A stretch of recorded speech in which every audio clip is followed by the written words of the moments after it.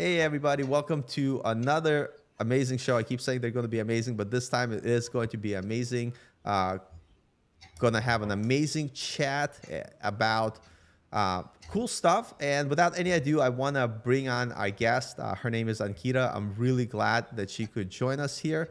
So let's bring her on. And hello, Ankita. How are you today? Hi, everyone. Yeah, I'm good, doing well.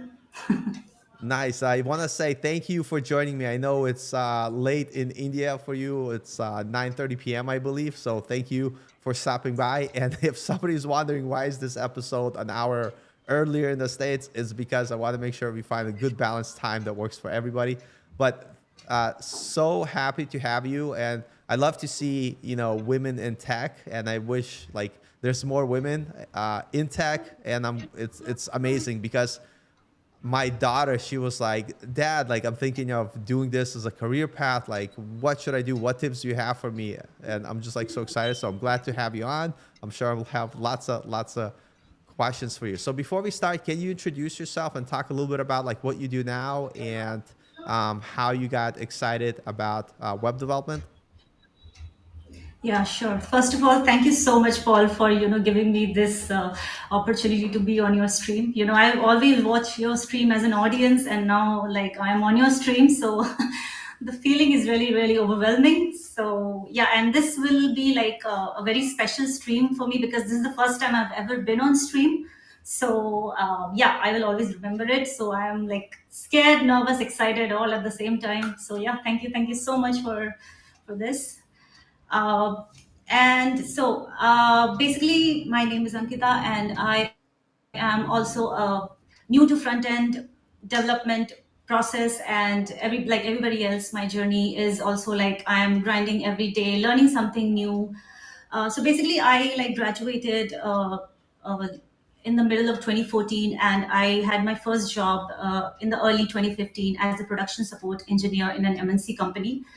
And following few years, I got trained in SQL development and other small scale integration tools. And my profile has been like a back end database development and kind of an integration developer. And it has been like that till date. And currently in my current org also, my roles is pretty similar to what I have been just doing from the past few years. So a little before like 2022, I just started thinking about expanding my skill set just to add a new technology so that I can also grow in terms of my career and everything. And so I started exploring other domains, and I just took suggestions from my seniors. So I just landed up with front end, and yeah, also like before doing front end, I like tried some other things which was kind of relevant to my SQL domain, like data science. But to be very honest, like I found it really little bit complicated. Maybe I was not prepared for it that time just to have data science in place. So I just my learning curve just started, and it just became like very, very slow. I just left it in the middle, and I kind of moved on.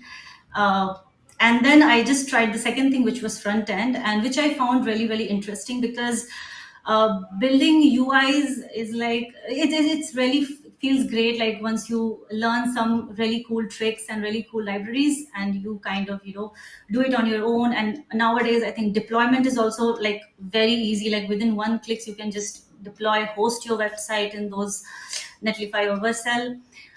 So yeah, I thought that this is a very good skill that I can be in the JavaScript world now. I can have my SQL as a primary skill, and JS can be my secondary skill. So I just started with vanilla JS because I have not worked with JS before. I had some basic understanding of HTML, CSS prior. So started learning vanilla JS, completed it. Then I started learning React because React, everybody is talking about React. So I started with it, and just to not to do just tutorials and just to be uh, not participate in the tutorial hell, I thought of doing like projects. And that time only I just started Twitter, and I just saw this amazing hashtag 100 days of code, which everybody from around the world kinds of tweets their journey on everyday basis, what they are kind of building. So I started that, and obviously it was not exactly 100 days because it's very difficult to stay consistent like every day. But I have seen still few people do it very in a very disciplinary manner. But still, I managed to finish it last year, 100 days. Build some small application during that, very small applications during that time. Also, built a portfolio and some small side projects. Yeah, so this is all about me, and probably my this year current goal will be, get involved in more front end initiatives, and just to start thinking about open source contribution. So Yeah. probably in 2023, I will be thinking about it more. So yeah, No, that's that all me. that that is awesome, and I gotta say, I think like having understanding of SQL and how data lives in a database. I think as a front end developer, it allows you to think about how you structure your data on screen and already know how it's going to be stored in a database, which I think is awesome because it really is helpful. So there's a couple of things you mentioned. Number one, I want to mention that. Um, if someone is looking to start a career in web development, every place you live is different. And I know you mentioned you have a college degree, and I asked you off the like prior to the interview. I said, is it like a hard requirement for a lot of jobs in India to have a college degree? And you told me yes, it's super important. So can you talk about what is it like of getting a job, let's say in India, and why college degrees are almost like required, where let's say in US people could say like, oh, you could probably get away with it without having one. Yes. So yeah. So when we usually be in college, so there will be companies, and there will be like, obviously they will be having this. The crowd is more. The number of people who will be the applicants will be more, and like in every college there will be different streams, and there are few companies which are like very kind enough to doesn't actually hire for from a particular major. Like they don't have that particular criteria that if he's from electrical or electronics or maybe civil, he cannot apply for this one. So since the people are more, and at the end of the day you want a job once you graduate, right? So there are companies which kinds of held placement in your college, and then based on your grades and based on your line of technology, what are you working on, they kind of like have certain rounds. And like I'm not sure like right now they still do it or not, but still because number of people are more, so they have this aptitude round that they kind of conduct. So basically it will be like logical reasoning, a little bit of math and something like that, just to kind of eliminate, because nobody can interview so many students, right? So they Yeah. just need some filtered students. So I'm not sure if still they do it, I'm not sure. But when I was kind of when I was getting into this, like we have to kind of crack that exam, and once you finish that exam, the next round will be your technical rounds. So you can see like even having a CS degree, you have to go through so many rounds of interview. So imagine if somebody is like non-CS, especially in our country, it will be really challenging. But I'm not saying like it's not possible. I have seen few examples which were from non-CS backgrounds, but they had to do something more than what they were doing. Maybe they got enrolled in some kind of course, or they have done some kind of training. So you have to kind of put those extra hours or number of days in order to land a tech job in software. Yeah, and it just to your point, because of the massive amount of people, it's almost like it would be impossible to interview everybody and make a decision. So you have to set these very competitive requirements just to, have a pool of people that you could like take to consideration for hiring, and that's just the way it is. And I think like I talked to some people in India, like talk about it, and I feel like to someone like who watches YouTube and they hear things like, "Oh, college degree is not required," I would say like, "Hey, wait a second. Think about where you live and think about what are your country's requirements, because there are still many places that hold high, like college degrees at high regard. And what I would say in United States, even though I was self-taught, if I was younger, like I'm in my early 40s, like I would have went back to school and got a CS degree. I think it's still important in the foundation you learn. So just because in US you could get there without a degree, if you're able to, I would still recommend it. And I see like people that don't have college degrees, they have really hard, uh, at least in other countries, I feel like hard time like breaking in. And I see a lot of them like going the path of like like entrepreneurship and starting like their own company or their own business, just because that is like another way they could do it. What got you started in specifically, when did you decide? I know you decided to like, okay, I'm gonna get into front end, I want to add additional skills, but what was the exciting part about front end that you like, I want to do this? Because there's so many different paths you could do. You could have went like completely full stack, I mean completely back end, where you don't do any front end stuff at all. So what was your decision? I think JavaScript kind of really like stuck with me. So I was just learning it, and I was seeing like, okay, you can build really cool stuff. A backend is like when it if you're seeing only like database, it's okay, but there are other stuff with backend like APIs, and it's like a little bit complicated. So I just kind of feel that JavaScript is something that I could see myself doing more in future, and I was kind of looking for some tech which I would be doing once I finish my 9 to 5 job, and I whatever time I'm having remaining for the day, I would be like investing. So it should be something which I really like, not that something which I really going to be it's going to cause me so much of trouble after office. So JS was something like very close. So I was able to grasp it, and yeah, learning the framework was kind of complicated, but yeah, building UIs and build all those cool things with just one language, it's pretty cool. So maybe that's what is keeping me going. Nice. No, that's awesome. Also, That's yeah. one of the reasons why I love JavaScript, because with one language you could do back end, front end. It's pretty cool. I also big fan of React too. So, what was like your learning journey? Was did you take any courses? Like Yeah. on sites like Udemy, or like what resources did you use? And also like talk a little bit more about how you prevented yourself from getting stuck in tutorial hell, if that was the case for you. Yeah, so like before Udemy, I just went in a very shortcut way, which is I totally not recommend, because learn React in some hours or some days. I just went to all those courses, and I couldn't really I was not able to understand. So I thought that let me just take a course, and I just got a course of like Coding Addict, and Coding Addict also had a YouTube channel. So I was kind of I had this blind trust that the course is going to be good. So I just took it, and his course involved a lot of projects instead of just how the syntax and everything. So like I just thought of like once I finish the course, I'll start building small applications, and not a very big functional applications, but a very like a type test kind of application, like a note app, like a to-do list, something like that. So I just thought that let's me finish the course. This Udemy is going to be my last, and post this Udemy I'm not going to look at any other course. I'll just start building projects. I was gonna say, And if that's you how.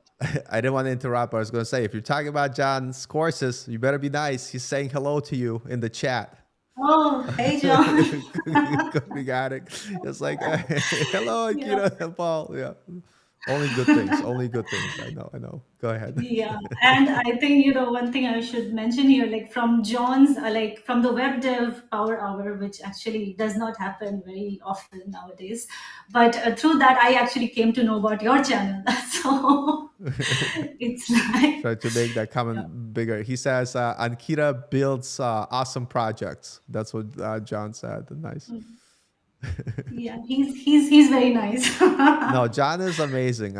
People ask me like, why the hell do you only recommend John's courses? I'm like, because they're that good. Like, and I will recommend a course only like it's because John doesn't have a course on that. Like people like, how do you do GitHub? I'm like, John doesn't have a GitHub course yet. Go do this course. But for HTML, CSS, JavaScript, React, Node, like uh, John Smilga, perfect courses ever. So yeah, Yeah, I was and having so pretty hard time understanding TypeScript, so I just asked him, "Are you going to release TypeScript course?" He said that I don't know right now.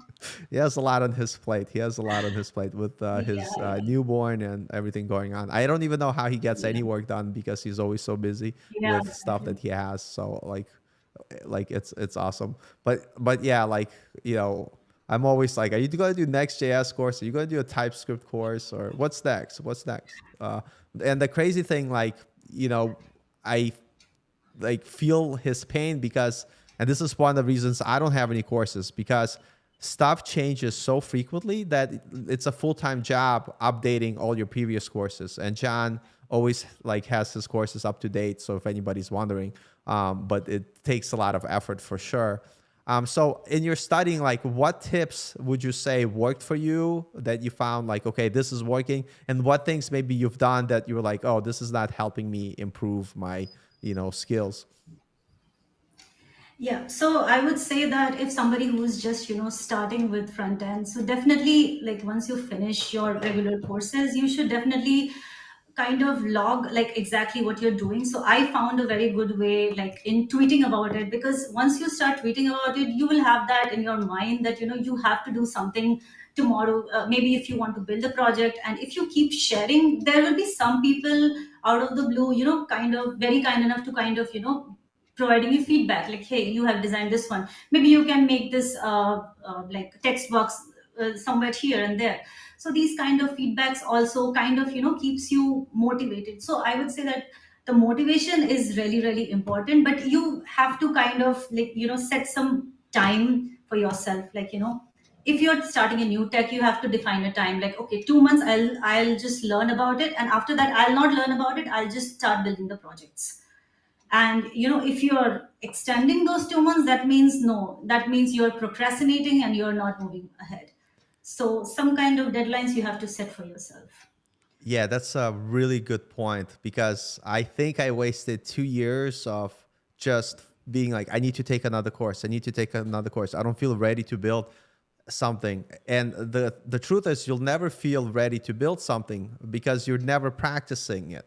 Like if you're doing tutorials, you're like I tell people, doing a tutorial will teach you the basics, but building your own projects from scratch, that's the skill that you need that will get you hired, because you actually need to feel confident that you could do something yourself. So I like your idea of setting deadlines and sticking to them and being like, no, I have to build stuff. I have to do that. So that's like a really, really awesome tip. And what was your experience like building your first project from scratch? Was it like easy, or were you like, I don't know what's going on, I don't know what I'm doing? How was that process for you? So basically, during my 100 days, I didn't have a very long project like a full stack project which had back end or front end.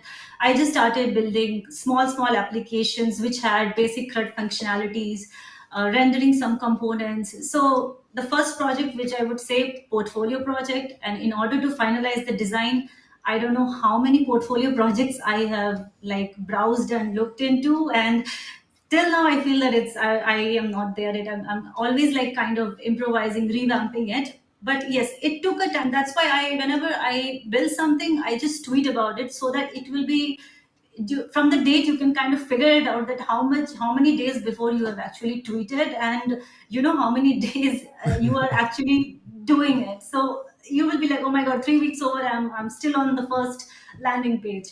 So yeah, portfolio took a lot time, and then there was another project which I did, was a e-commerce project. It does not have all the functionalities like the payment integration and stuff, but it has the basic like add to cart, wish list, those kind of things.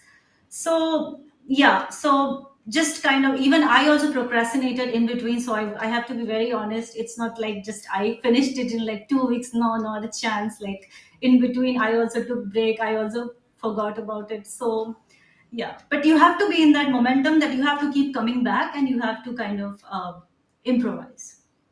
Yeah, no, that's like, it's really good for people to hear what the honest process is, because a lot of times people think like, oh, if I can't do this easily, that means I'm not smart enough. It's not that you're not smart enough. It's that the learning to code does take time and effort, and there's a lot to learn. And I like the fact that you're sharing stuff on Twitter. There's this idea called like code in public or learn in public, and I think it's Yes. important to do that because it allows you to, number one, share things that you're doing, and like you mentioned, it gives people opportunity to give you feedback, and so you actually end up like learning faster. That's one of the reasons like I started the YouTube channel, and for a while I used to code live on my channel, not because I wanted to show somebody how awesome I was, but it was just to force myself to code live and also get feedback from other people to kind of help me learn faster. And also the second thing about like doing things in public, which is like the reason why you and I having this conversation right now, because we met on Twitter. I saw you post stuff Yes. on Twitter. I'm like, oh, she follows John. Like, let me see what she's all about. And then that allows you to network. And here we are having a stream, but the same practice of building relationships online, building connections could be that connection that be with someone that may know someone who's like, hey, our company is hiring. I see your work that you're publicly sharing. I like what you're doing. Let's have a chat. And I think that part about building a network and making connections is a really big part of like getting hired. Um, so, are there any things you say to people that they shouldn't do while learning to code, like, um, or any tips of like what not to do? I know, like, if you have any, by the way, yeah. You should not do while you code. So you should not get very frustrated if something is not working out. So that is one of the things. Maybe you have a bug, and you know what? After trying for 2 3 days, so you should not be really frustrated. You just have to. That's why when you're kind of in your early progress, I would like recommend kind of pick a project which has a solution, but you should be very honest about it, that you will not look at the GitHub repository code of that project. So in that case, you will have that confidence in your mind that in case if I get stuck, I have the solution. I know the solution. So that's why, if you get stuck, try to pick a project which is already there in GitHub or in any place, and then try to recreate it and add extremely small functionalities to it. That is how I kind of visualize these things, because initially also I was getting stuck, and sometimes I used to tweet but nobody used to reply, so it was getting really really frustrated. So I thought that let me just build which is already there, the code is already there, but I will not look into that code, but I will try to create it on my own. And obviously in between I will get stuck, so I will have it as a reference in order to build it again. So that is also one of the tips that somebody can follow. Yeah, no, that's awesome. Like one thing I try to force myself to do when I follow a course, I will, number one, let's say if I'm doing John's course, Coding Addict on YouTube, if you're interested, go check him out. Best instructor ever. Little, people like, you keep promoting him. No, like he makes good courses. But uh, before I used to do courses like this, I would start a course, I would follow the course a little bit. I'll do some of the projects. And then as soon as I finish the course or don't finish the course, mostly like I don't even finish the course, I'll move on to another course because I'm like, no, maybe the other course is better. Maybe the other course is better. And the truth is, there is no better course in a sense that if you're not building the projects from scratch yourself, there's no course in the world that's going to help you. So what I started to do is after I complete like a course or a tutorial, I'll put that tutorial aside and I'll make a deal with myself. Okay, now you have to build something yourself from scratch, but don't look at the tutorial. But from memory, see if you could recall some of the things to build the project based on what you learned. And if you do forget something, don't use the tutorial again. Not yet. Go and research on Google. Try to find your own solution and try to figure out. If you have to read some more documentation, if you have to like read some blogs to kind of figure out, go through that process, because what you're going to be doing at your job literally is that you're going to have a problem that you might not even know how to solve yet, and you'll have to do additional research to figure out what it is. So you're not going to have a course that is going to tell you how to solve your problem. So do the course and then stop and then build something relative to what you learn based on what you do. And I talked to John like many times, and one of the tips he says is like he calls them like throwaway projects. Like when you're learning something new, just code it, build it, even if you're not going to use it in your portfolio, but that physical practice of repetition of doing something by yourself is super, super important. And I know like John was saying like, he said, maybe you already talked about it. Can you please ask Ankita to tell us about her day job? I understand correctly she works with backend, and we did talk a little bit about the what you do in the past and the SQL developer. And what I was going to say, like, by the way, let me ask you this question, because there's many different databases, like completely, like not completely off topic. There's like MongoDB, there's SQL. Like there's the, why in particular did you choose SQL and work with SQL? Is it because it's like the most common database and just more opportunity, or? No, actually, I didn't choose it on my own. So when I just started out as my first job, we were kind of trained in some of the technologies, and under my skill set, I think I was trained in SQL Server and Oracle technologies, and I didn't choose it for myself. So you can say that the company chose it on behalf of me. So I just kept the same thing, and I just kept going on and on with that. Yeah, no, that's awesome. And I I think, think most traditional databases are actually on Oracle or SQL Server. Like as per my knowledge, there will be more, but I guess yeah, legacy yeah, and applications. and I don't poke fun about it. And John did tell me why a lot of people use MongoDB, because it's easier for students to set it up locally, and it doesn't become a barrier to learning.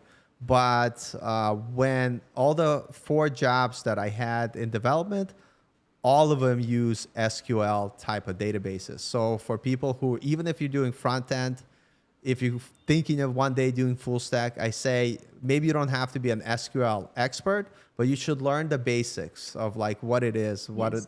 how to query things, have a basic understanding. Because funny story, my first job I got, and prior to that, all my projects been using either Firebase or MongoDB, and I got hired, and my first day at work, I literally sit down and I have to do something on the front end where I make a request, but to confirm that it worked, I had to physically look inside the database to see if that entry was properly populated. And I didn't know what to do. I was so lost. I didn't even know what SQL database was. And I freaked out, and I thought I was going to get fired literally the first week of my job because I had no idea. So I had to go home and I had to like, okay, how do you do this in SQL? How does SQL work? What is SQL? How do you connect to SQL? And I was like, it just like blew my mind. So I tell people now, like if anybody is learning to code, if you want to, if you're going to learn a database, just start with SQL first. It's just the like most popular. That's what a lot of companies use, and it will save you a lot of headaches. Uh, and then John saying, I think Prisma will overtake MongoDB. I mean, in tutorials. No, I think using Prisma with SQL or Postgres, I think that's a good plan. I think it's a good plan for sure. Yeah, so that's awesome. And so we talked about a lot of stuff. Trying to see like, did I miss anything? So you did mention you want to start participating more in open source projects. What is like, why did you decide, like, what was your thought process of being like, I need to do more open source? Um, since like I am currently not a full time front end developer, I was like once like build some good amount of projects, there is a way that I want to gain some kind of experience by contributing to already existing repos. If I can see what they are talking about, any issues, if I can make an attempt to at least fix it, or maybe not, I just wanted to see if I can some way or the other kind of contribute to it. So maybe later on, if the time works on me, I can maybe put it also as an experience that in my resume, that I have also contributed in some of the open source repositories. That So Yeah, no, I was just gonna say that's amazing that that's something you started thinking about, because when I was learning to code, that's not even something I had on my radar, and I wish I had, because now, like working for an open source company, actually seeing people that have contributed to our source code, been involved in the community, our company actually hired few developers from the community because of them contributing to open source. And so now, like, my thought on this like definitely changed once I started working on Strappy, is this idea that, like, if I create a project and I put it in my portfolio, okay, that's cool. But if you could point to a company's website and be like, hey, I contributed to this project, these are my contribution, that looks way better on your resume because you're contributing to real life projects, and it really helps to solidify you as a developer. So it's amazing that you're thinking about it. And there's many companies that do open source contributions or allow open source contributions. So definitely do the research. And what I would say, it's something that I wish I've done more of. And especially, there's a great video. I'll have to share it in the description later. I don't have it off the top of my head, but Theo, he made a video on how hiring changed due to like all these layoffs and all the stuff going on. And he mentioned that, you know, and you could like argue if it's right or not. I kind of agree with his point of view, but he mentioned that blindly sending resumes now, it's very difficult. And in order to stand out, you need to focus on building connections. So you could have referrals that you could ask people to refer you to companies. And number two, he says you have to make an impact. And so you need to be contributing to open source to build those relationships to stand out, because that's going to make it easier for you to stand out and get hired. So that's pretty awesome that you're thinking about doing that. Did you look or found any interesting open source projects that you want to contribute to, or just still thinking No, about it? no. Still thinking about it. I actually don't know like which way to go. Like, are there any existing repositories that I can start looking to? I'm just like searching, not Yeah, there I would yet. definitely search, but I was going to say Yeah. I'm really biased. Like I work at Strappy, so we Okay. do have. You could obviously contribute to Strappy. What's cool about Strappy, I would say, there's many ways to contribute, and one way, which is pretty awesome, is we have a marketplace where you could create plugins that extend the functionality of Strappy. And what I like about this idea of plugins is that it's like a self-contained small project, and you don't have to spend too much time on it. And it's like a great way to build something cool that contributes to, like, you know, our project. And at the same time, like if you create a plugin that we start using, it gets listed on the Strappy Marketplace. So if you're like looking for employment, you'd be like, hey, check out Strappy Marketplace. You see those two plugins? Those are the ones I made, you know? And so it's like, and people are using it. And so I think contributing to real world projects, I think, is the way to go. So it's awesome that you're doing that. So I was going to ask, actually, we do have some questions. Let me, like, here's a question from Saurav. I probably mispronounced it. He says, when I do practice, I always create projects from scratch. It helps. So coming to your point, saying like build things from scratch, make sure you do a lot of practice. So let me talk about something else. And I feel like we need more women in tech. And I feel like, you know, we definitely want to have more representation, but in US at least, a lot of the tech industry for the longest time, and I think it's shifting, been predominantly male. And so I wanted to ask, like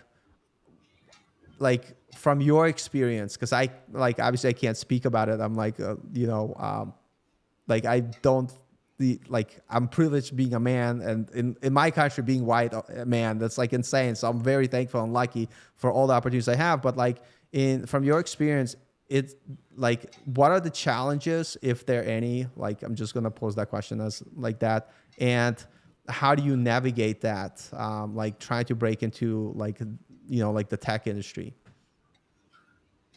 Yeah. So basically, the first thing is like if you get a first like job, and post that there will be some kind of expectations will be set. So like I was very fortunate enough to have like understanding and supporting colleagues who will always kind of motivate you, help you wherever you're stuck, because we will not in our first company we will not have any idea what's going on in the system and what we need to do if something breaks. But sometimes it's not the case. There will be some kind of expectations from your peers that you should be having a very good troubleshooting skill, or you should be very fast in kind of troubleshooting. And some people will like maybe she is not fast enough to troubleshoot, and some people kind of judge you. But it's sometimes like what happens is like it kinds of create an confidence, like maybe make your confidence down. But you have to kind of then understand that everyone's speed is different, everyone understanding the system is different. So not with respect to the gender equality thing, but this is like something that I think freshers has to deal with when they just start in tech. So different people will have different expectations, and you cannot kind of satisfy everybody. So like don't feel bad if somebody is expecting something from you and you're not able to do it. You will be able to do it after spend some years in industry. So these kind of things are pretty common. Yeah. So basically, it's the matter of being able to do the things and then not being discouraged by thinking um, Yes. just because like I can't do it yet doesn't mean that I'm not going to be able to do it. Because my daughter, she's considering going into tech, but like, and she's been kind of like very like tomboyish, so she always liked to do things that boys like to do. So she was like very mechanically inclined, like at her job in the Navy she like does soldering with a soldering board, and someone will say something stupid like, oh, that's only job that men do, or like the girls shouldn't do that. And I think that's obviously stupid. I think anybody could do it, and for anybody like who's looking to break into the industry, um, do it, you know, from the standpoint like, hey, I know what the requirement for the job is, and if I get good at the skills, I should be qualified to do the work. And I think that's like important to keep in order to stay motivated. I know this is like another like touchy subject, so I just want to hear like your opinion. In US, there's this argument, and it doesn't matter where people fall on the side, but it's like men make more money than women. And is that like something that you feel like is true like in India? Is that even a thing, or is it just all based on qualification of people's skill? It all depends on the qualification and the designation, whatever the person is hired. Now, I have been like working with the technical leads who were women, and they were kind of driving the project. So, like, it's not like same always like a Yeah. man has is driving a project, because I have been like I've been in a projects where the female they were leads, and there were the business analysts, the BAs were also female. So everywhere there is girls. So I don't like understand like is there that thing happening. I'm not sure, nobody really shares their pay package. So I don't Yeah. know, but No, yeah. yeah, no, I understand. I think it's like again, like I think in US it's very common to create like you know, I don't know what you would call them, like topics to talk about that create controversy. And I Yes. don't know like what's true or not true, but I've worked with many people who are women and who like have higher positions than I do, make Yeah. more money than I do, and it's based on their qualification. And so I think there's still discussion to be had, but at the same time, I would say, you know, the way you are, don't let it discourage you from getting a job. Like before the show, I was telling you that I felt like I wasn't getting hired because I'm too old. Like literally, I felt like I would go to interviews and people would be like, "Ah, he's too old. We're not going to hire him." And I thought this is ageism. They're just being like, discriminating against my age. And maybe that could be true, maybe. But the fact was, I wasn't getting hired because I was older. I wasn't getting hired because I wasn't good enough at the things that they require me to be good at in order to qualify for the job. So instead of worrying about like, oh, like I'm too old or I'm this or I'm that, focus on building your skill to a point where I'm able to do the job. And I think that's like the most important part. So yeah, I know it could be like a touchy subject. So thank you for sharing it with us. My sister and I, we have many, many debates around this, which is important to have these debates because you want to have equal opportunity for humans. For humans, it doesn't matter like on your gender. I think that's like very important. Are you currently building any cool projects, or what are you currently working on? Currently, I'm not like building any new projects. I'm kind of revamping my old projects because I just don't find them pretty anymore. So I'm just like, and also I do have one question. So when you talk about designing application or something, like what exactly should we take the steps? Like should we take an existing like design from dribble or somewhere, or do you think that we should kind of like create something on our own, or what do you think is the. So in my mind, I think there's like a web designer and web developer. And I think if you're a web Mhm. designer, your actual valuable skill is creating the UX, the UI, how will the user navigate through the application, and you're more responsible for that. And if that's something you like then yeah, you need to work on like design skills. And in my mind, you're gonna call yourself web designer. And we have like at my company where I work, and in the previous company I worked, we have designers that will create the layout, create the thing you do. And as a web developer, I would take their design and implement it in code. So people like have to decide like what and which one do you want to do first.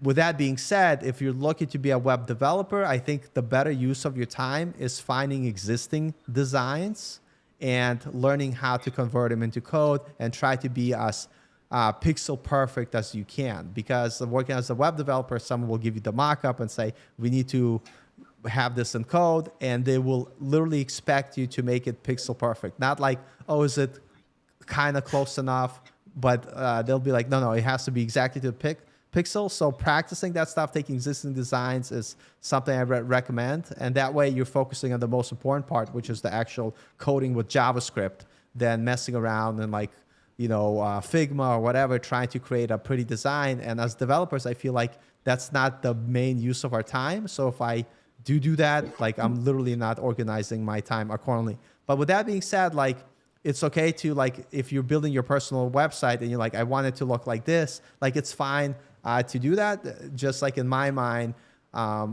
like, are you a web developer or a web designer? If you're a web developer, focus on the development and doing stuff, which is related to the functionality of the site rather than how it looks.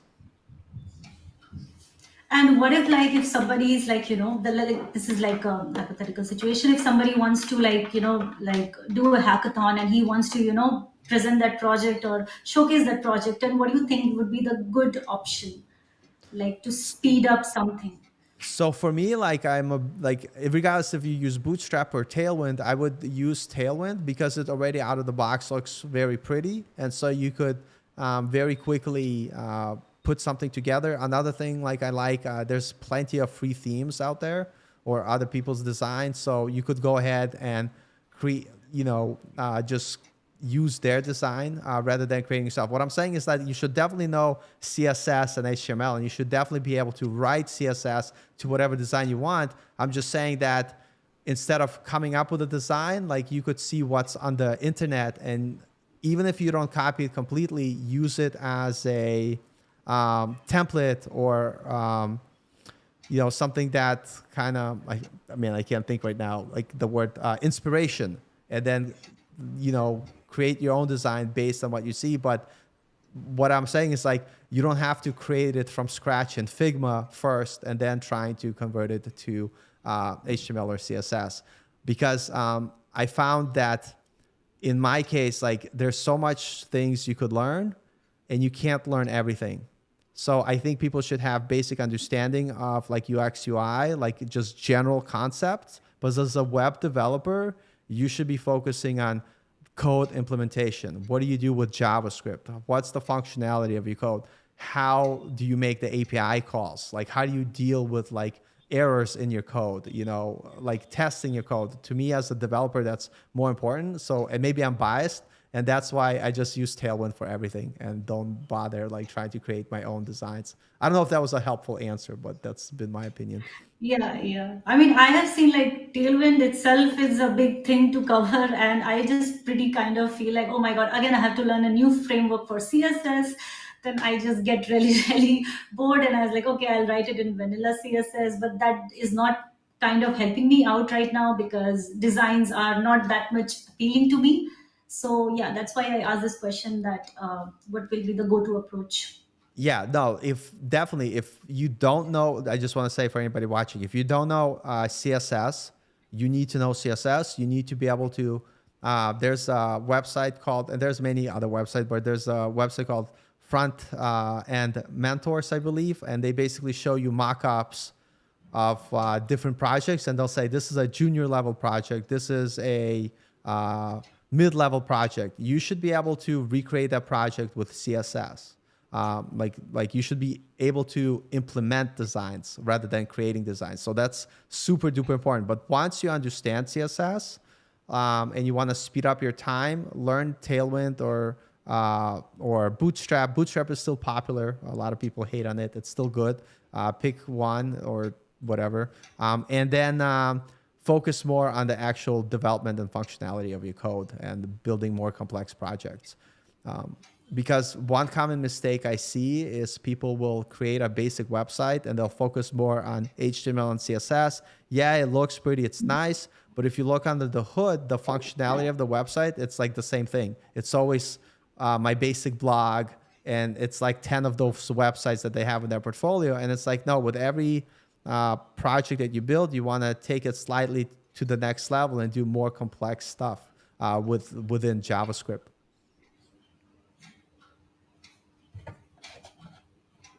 And yeah, so that's what I would say.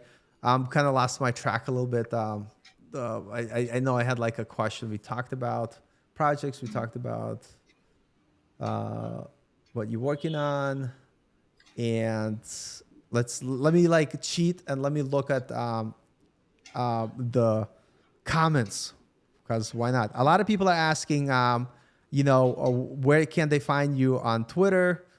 So if you're comfortable, I could share your Twitter handle if people want to follow you. I just wanted to ask first. Yeah, sure. Nice, awesome. Yeah, I'll share it in a little bit. And one question from here: does anyone have any good book recommendations for the web? Um, and they're recommending a book that they did by Lion Kelly. Do you use books as resources to learn, or do you mostly use like internet and tutorials? Like, what are your favorite resources that you go to? Books are gone since college graduation, so now it's all online. So, yeah, no Yeah, books. I'm the same way. Like if I'm gonna read something, it's usually like documentation or blogs. And I used to have a lot of books, and they took so much space in my house that I'm like, oh no, I can't. I donated them, and now I'm like, don't buy books. And I still have some books that I like, but I cheat and I buy them like audiobooks and listen because it's like it's hard to find time for everything. Yeah. Let me ask you a question. When you create your projects and you learn something new, like outside of sharing them on Twitter, do you have like personal notes that you take for yourself as reference, or do you just commit stuff to GitHub? Um, what's your process around that? Sometimes I do take notes, but like it's like sometimes like during the tutorials I will be taking notes, but very recently I am not taking notes because I think I've gotten lazy. But I kind of was in a habit of taking notes, but yeah, I'm not following it in a very consistent fashion. So Yeah, probably Yeah, I will just follow that, like looking up the syntax or how it works from the yeah. documentation or any other blog.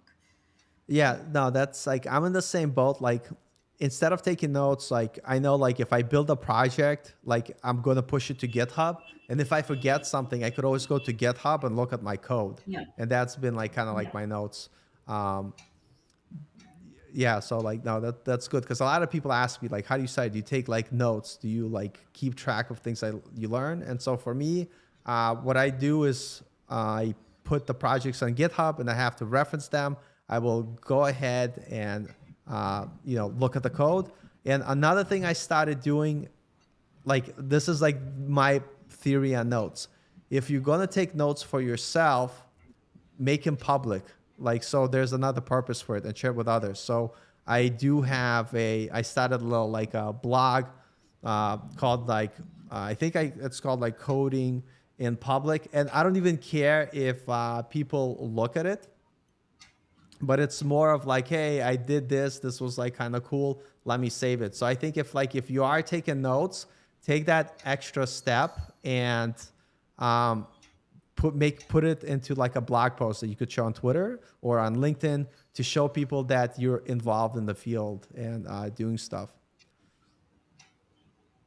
And also, I Yeah. have this one question. Do you think, like, what kind of projects should we kind of, hook into our portfolio? I know there will be one e-commerce, and what kind of different, flavors of projects you would think that someone should have? So what I've been recommending, and again, this is my opinion, I look at it this way: like, what skills do you need to have as a developer? Well, you need to know like HTML, CSS, JavaScript, then eventually you need to know React, and then you need to know how to work with APIs where you are able to do full CRUD functionality, where you're making a call to an API, you're getting the data, you know how to work with it. So what I've been recommending for people, your first project would be like a HTML, CSS, and a JavaScript basic landing page or informational page or a small business page where it's just a static site with HTML, CSS, and JavaScript. Should be mobile friendly, and it's hard coded.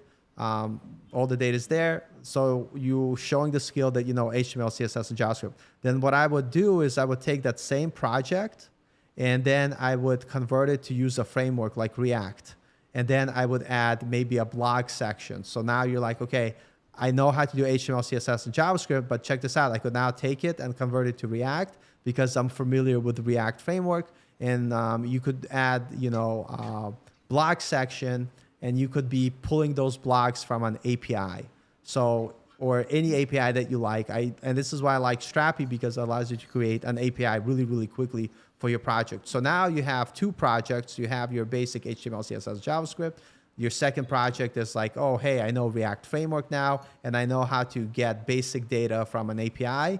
And then your third project should be more of like a full stack project, and it could be e-commerce. It could be like a bug tracker is like one of my friends from Coder Foundry, they recommend you do something, but basically, or it could be something that is like, something that has full crowd functionality where you're able to cover these things. Like you should be able to log in and log out. If you log in, you should be able to do full crowd functionality, create, read, update, delete.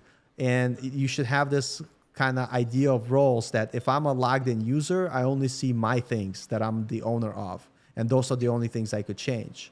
And so I think for your third project, I call it like what you would call your like cornerstone project. And that's like your big, like, let's say your big final college exam project where you build a full stack application that showcases that you understand user authentication and CRUD, and people are able to, kind of use that functionality and see it. I think that's like really important. And the reason I recommend for people to build that type of project is because every job I had, all the skills that you would use to build a project would be the same exact skills that you would use at your job. So that's what my recommendation would be. So one HTML, CSS project, one basic React project, and then your final cornerstone project, which could be e-commerce site,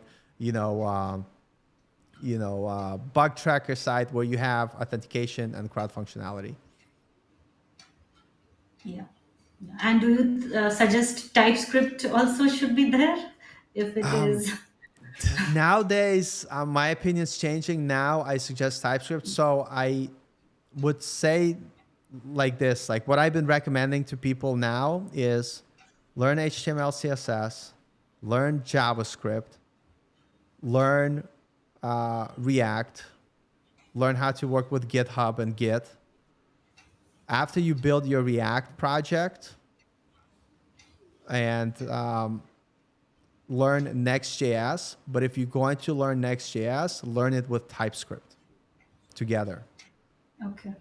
And so that could be your like introduction to TypeScript, because I feel like it definitely is something that people want to see nowadays. Nowadays, it's like people want to see TypeScript, but don't like some people recommend learn TypeScript from the start. I would say build your first React project with JavaScript, and once you understand React framework, switch to Next.js. That's still React. You get like a bunch of other things out of the box, like routing, and it's stuff. You know, you could build full stack applications with Next, and now you could build your next, let's say, cornerstone project with Next.js and TypeScript. Yeah. That's the beauty of front end. It never ends. So now It never Next.js is ends. there. What I would say, because I've been recently learning TypeScript, the cool thing about TypeScript, you don't need to be an expert. You could implement it in steps.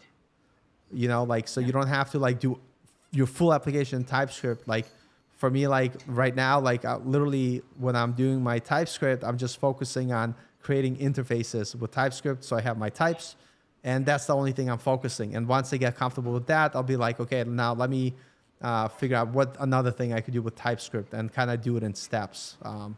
Because there's a lot to learn, a lot to learn. Yep. So I know we are getting like on time, and I know it's like super late for you there. So I just want to say, you know, thanks again for doing this. You did Yeah, I wonderful. have I one hope. small question. When is the No, web if you dev have, power hour going to happen? It's I like know, been I so know, long. I know, I know. I got to bug John about the power hour. It's so I know. fun. I know he has recent newborn, and I don't think he's been sleeping at all. I don't think he sleeps. And there have been times he'll be like, Paul, I just need to sleep. I need to rest. So I understand. I will bug him though. And as soon as I find out, I will let you know. I'll let you know. I think it'll be awesome. But with that being said, like, thank you so much. I really appreciate it. I always love talking to people that are actually doing the things. Um, and somebody says, yes, where's the power hour? Yeah, no, I agree with you. It's, you know, you could watch, you know, previous episodes on Coding Addicts channel, or find it on Spotify, but we'll bring it back. It's not dead. It's going to come back for sure. But I was going to say, like, thank you so much. I really appreciate your time. And I was going to say, I love to talk to people that are actually doing the things, because I think the best advice is not from a YouTuber, but the best advice is from the people that are actually doing the thing you want to do. So really appreciate you for your time. And is there any Thank you. last thoughts that you want to share before you go?